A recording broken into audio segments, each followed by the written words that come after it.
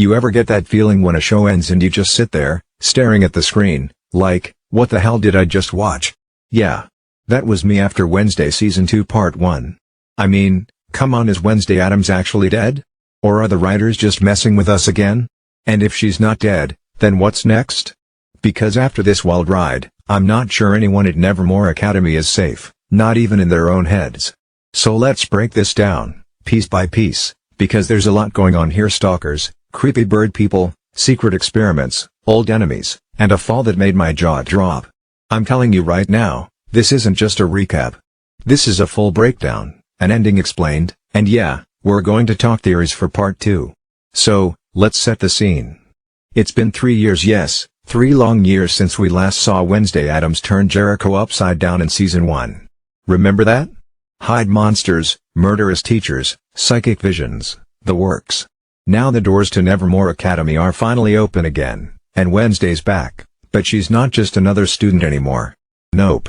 She's basically a campus celebrity now, thanks to everything she did. And get this, she's got an actual fan club. Yeah, an actual group of students who follow her around like she's the Dark Queen of Mysteries. Leading this little group? Agnes. A younger student who is obsessed, and I mean obsessed, with Wednesday. But while Wednesday's walking in like she's ready to conquer another school year, her roommate Enid has had her own glow-up. Over the summer, she finally wolfed out, no more holding back her werewolf side.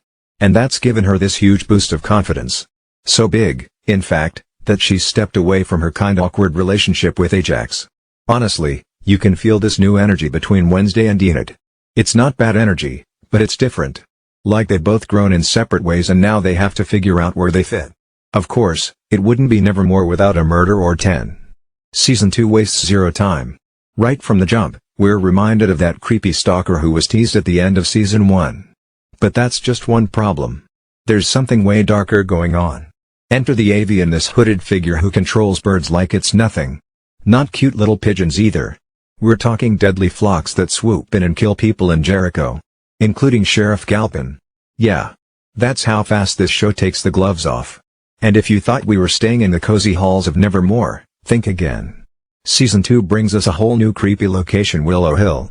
It's this sanatorium for outcasts, and it's where Tyler the Hyde from Season 1 is being held.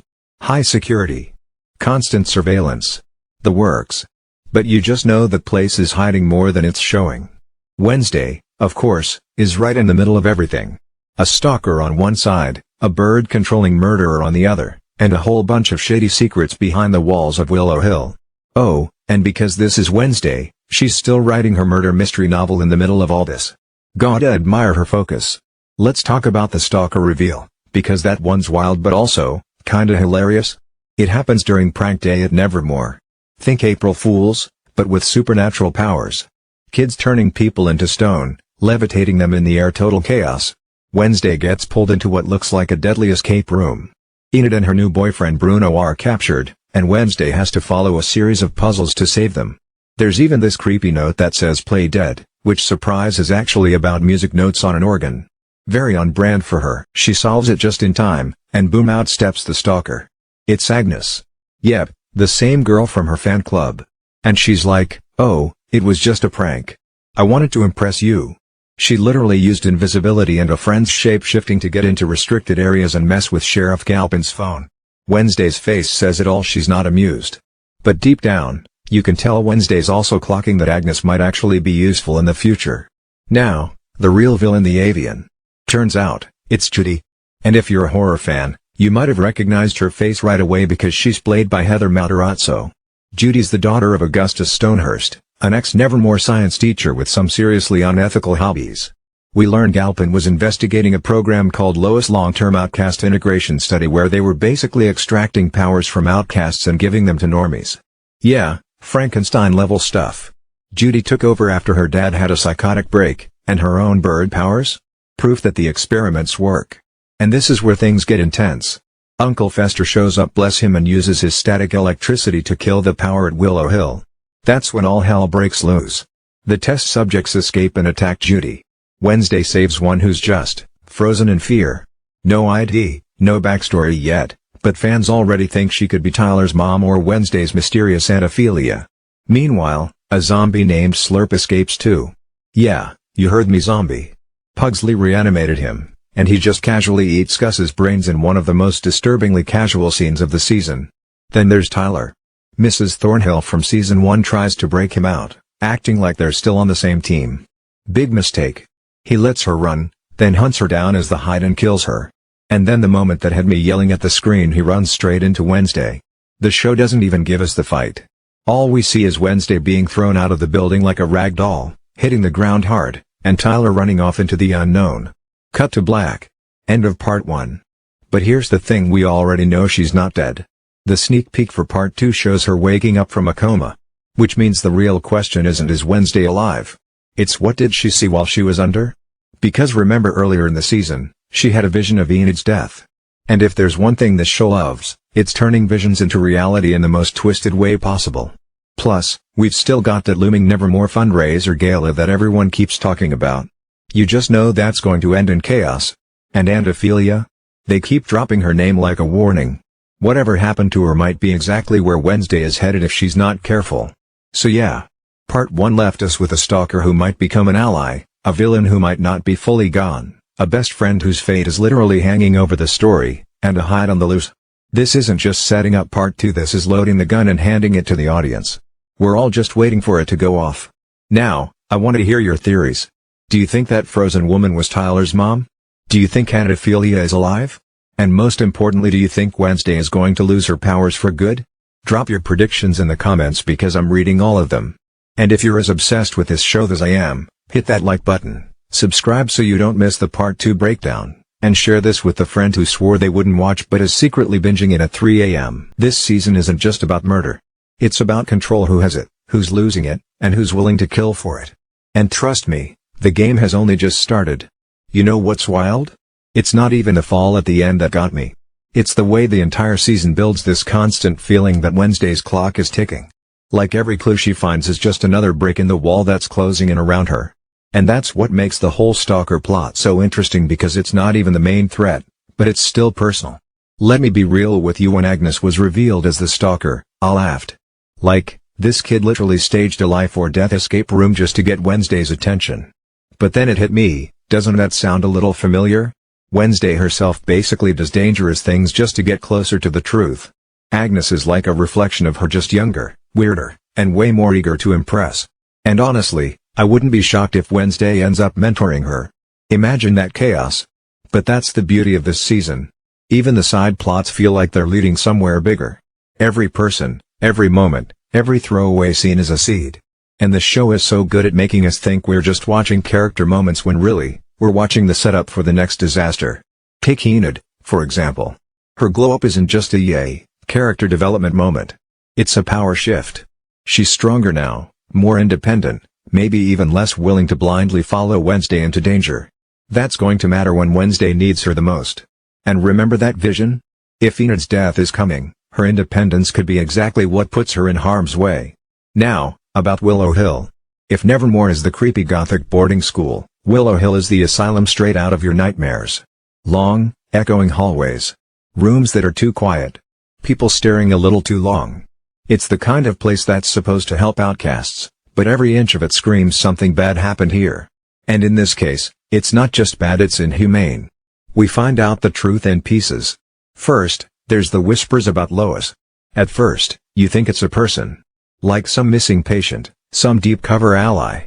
But no, it's a program. Long-term outcast integration study. The kind of bland name that makes it sound safe until you realize what it's actually doing, stripping outcasts of their powers and giving them to normies. That's not integration. That's erasure. And here's the kicker, the avian, Judy, is living proof it works. She's literally walking around with stolen powers. Which means someone, somewhere, had to lose those powers for her to get them. That's the kind of detail that makes your skin crawl. Uncle Fester showing up? Chef's kiss. The guy's chaos personified, but he's also the only one with the guts to just blow the power and let the cards fall where they may. And when the lights go out, oh man, the whole place transforms. You can practically smell the panic coming off the screen. Alarms blaring, patients running, shadows moving faster than your eyes can track. It's not just an escape, it's a release. Years of pent-up fear and anger spilling out all at once. That's when we meet her, the mystery woman Wednesday helps. She's just, still, frozen. Like she's forgotten how to move. And you know how Wednesday works: if they focus on someone's face, it means something. I'm telling you right now, this woman's identity is going to be huge. My money's on either Tyler's mother, who's been suspiciously absent, or Aunt Ophelia, the Addams family's psychic cautionary tale. Speaking of suspicious, let's talk about Slurp. I know the zombie thing might sound silly, but the show handles it in the most unsettling way. He's not a goofy, brainless zombie. He's a former Nevermore student whose own ambition led him to replace his heart with a clockwork one. That's a level of creepy commitment you can't fake. And now, reanimated, he's wandering around like a half-forgotten ghost from Wednesday's own backyard. The way he greets Gus before eating his brains? Weirdly polite. And somehow, that makes it 10 times more disturbing. And then there's Tyler. Look, I knew the second they showed him in the cage that it was only a matter of time. But the way it goes down is brutal. Thornhill thinks she can play the "we're still partners" card, and Tyler humors her just long enough to make it hurt when he turns. Watching her realize she's prey now? That's the kind of poetic justice the show does so well. And then, the face-off. Or should I say, the almost face-off. Tyler and Wednesday come face to face, and instead of giving us a showdown, the scene cuts to her flying out the door like a rag doll. The sound she makes when she hits the ground? It's the kind of sound that sticks in your head. And then, nothing. Just Tyler running off into the night. That's the cliffhanger. That's the moment they knew would break us. Because no matter how much you try to play it cool, seeing Wednesday Addams lying still after a fall like that is enough to make your stomach drop. But like I said, we already know she wakes up. Which means the real tension is in what happens next. Will she be the same? Will her visions change? Will she even want to keep going after Tyler? And that's where I think part 2 is going to hit us hard. Because think about it, Wednesday's visions are already a double-edged sword. They help her solve mysteries, but they also hurt her. If Aunt Ophelia's story is what it sounds like, then Wednesday's on the same path. And if that path ends in madness, well, that might be the real danger, not the Hyde, not Judy, not even the stalker. Now, before I wrap this up, let me break down what I think are the 3 big ticking time bombs for part 2. Number 1, Enid's vision. We've seen it. We know it's coming. The only question is how. Number 2, the gala. The show doesn't drop Nevermore fundraiser into conversation a dozen times for no reason. Big parties in Wednesday are never just parties. Number 3, the mystery woman. If she's who I think she is, then she's the key to everything. So yeah. If you thought part 1 was intense, buckle up. Part 2's not just going to answer questions, it's going to tear open new ones. And if you're with me on this, hit that like button, subscribe so you don't miss my part 2 breakdown, and drop your theories in the comments. Let's figure this out together, because the clock is ticking, and in the world of Wednesday, every tick is a warning.